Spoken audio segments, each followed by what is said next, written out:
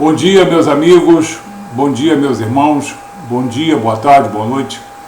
Espiritualidade e vida espiritual, tanto faz, são utilizadas como sinônimo, são sinônimo ou não? Não. Eu não uso o termo espiritualidade, eu uso o termo vida espiritual. Como homem cristão, eu não tenho mais uma espiritualidade, eu tenho uma vida espiritual. Espiritualidade todo mundo tem, os santos e os profanos, anjos e demônios, são todos espíritos. Então, uma manifestação da sua espiritualidade, boa ou malévola, existe. Uma criança, quando nasce com um espírito. Ela tem uma vida espiritual? Não, mas ela tem uma espiritualidade, porque toda criança nasce com um espírito, ou com uma alma, se alguém assim desejar. Espiritualidade é uma coisa inata a todo indivíduo, ser humano que nasce, porém, vida espiritual é uma coisa concedida, não é aprendida. Ela pode ser desenvolvida, mas ela é concedida.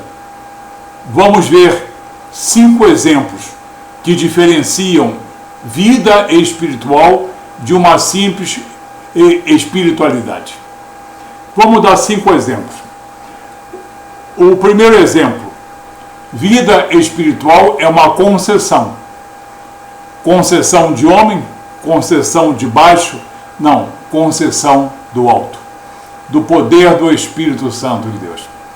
Um dos bons exemplos está na passagem do profeta Ezequiel, capítulo 36, versículo 26 e 27.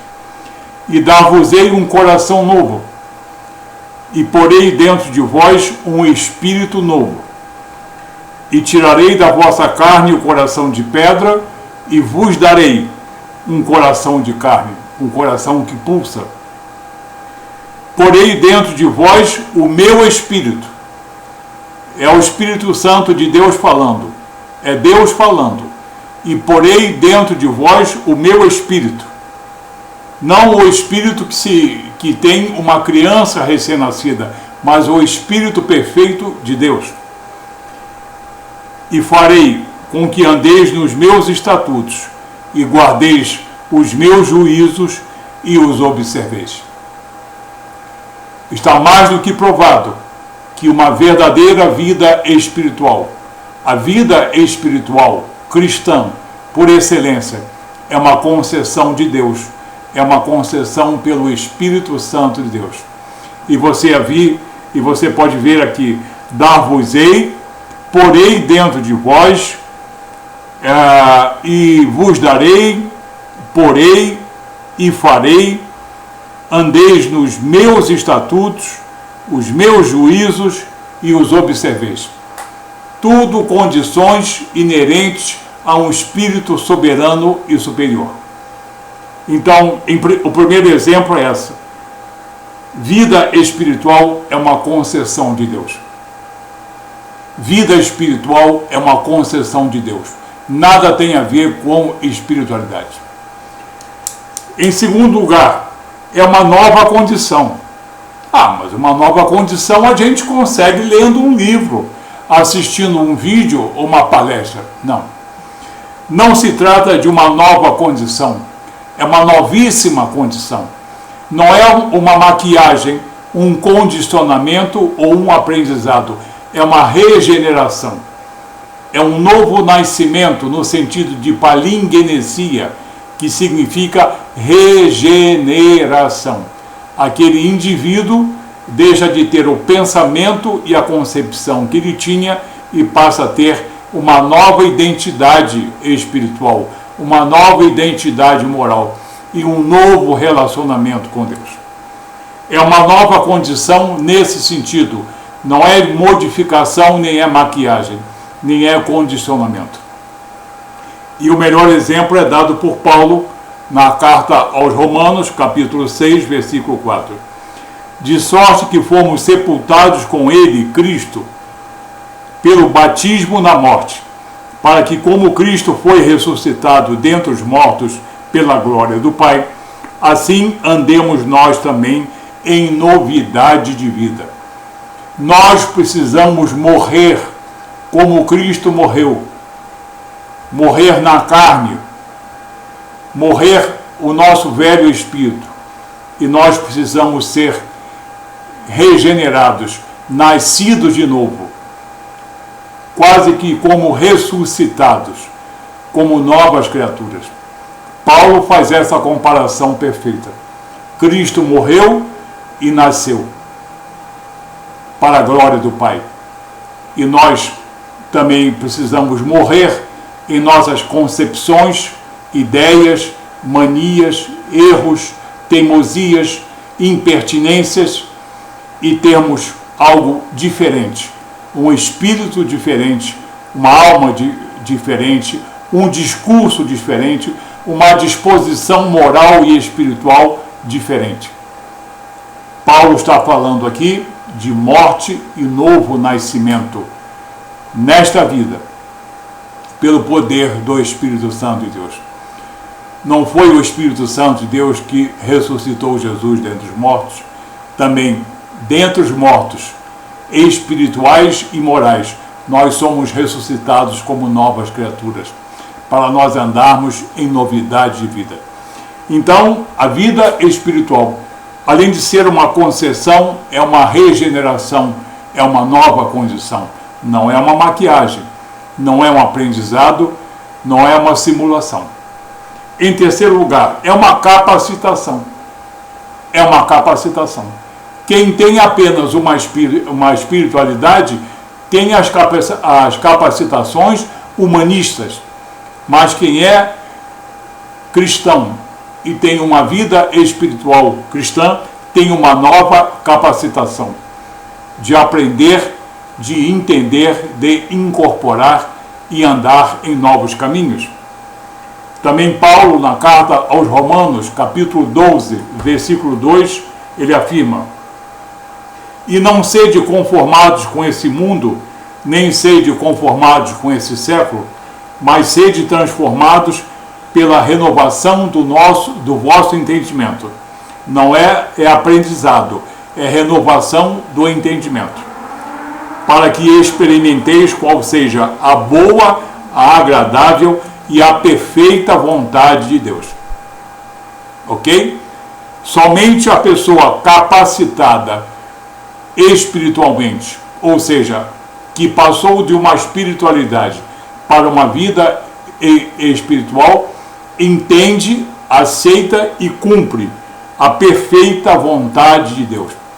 Tem muita gente que fala em Deus, um Deus de uma época, o Deus de uma cidade, o Deus de uma concepção, mas não o Deus uno, santo, eterno e perfeito.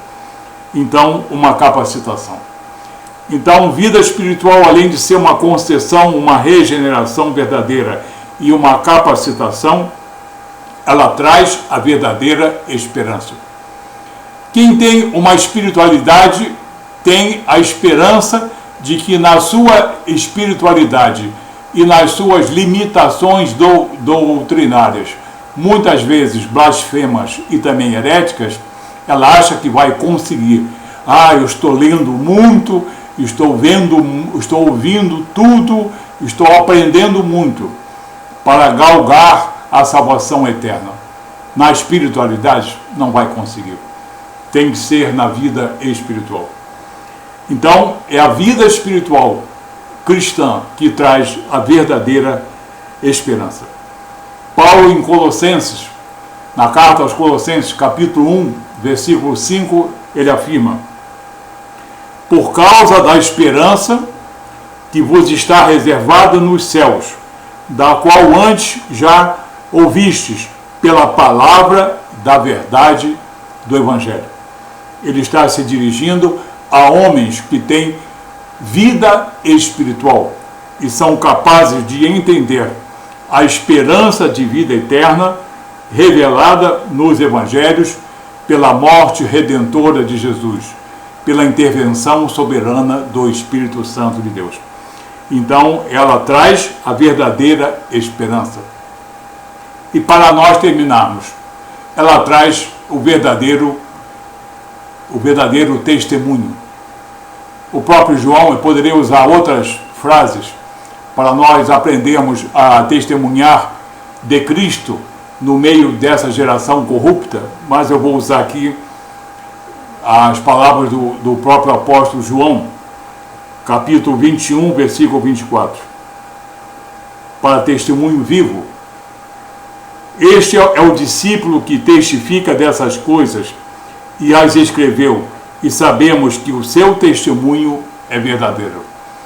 Era, porventura, João um palpiteiro ou um verdadeiro apóstolo de nosso Senhor Jesus Cristo? Então, a espiritualidade é uma coisa inata. O homem une-se à mulher, ela engravida e nasce uma criança. Já nasce aí uma espiritualidade. Agora, somente com a intervenção do Espírito Santo de Deus, intervenção soberana, é que pode haver uma vida espiritual que nos traz, primeiro, é uma concessão. Segundo, nos traz uma regeneração, não uma modificação. Ela nos traz uma capacitação. Ela nos traz a verdadeira esperança da salvação e da vida eterna. E ela é para nós sermos testemunhos vivos das novas criaturas que nós somos pelo lavar regenerador do Espírito Santo, e testemunharmos de uma verdadeira vida cristã, que é consequente à obra redentora de nosso Senhor Jesus Cristo. Que Deus abençoe você. Não se satisfaça com uma espiritualidade enriquecida com termos e muita leitura, mas com uma vida espiritual que só é concedida do alto por vontade soberana de nosso Deus. Que Deus abençoe você e que você tenha e também enriqueça a tua vida espiritual. Vamos substituir espiritualidade por vida espiritual.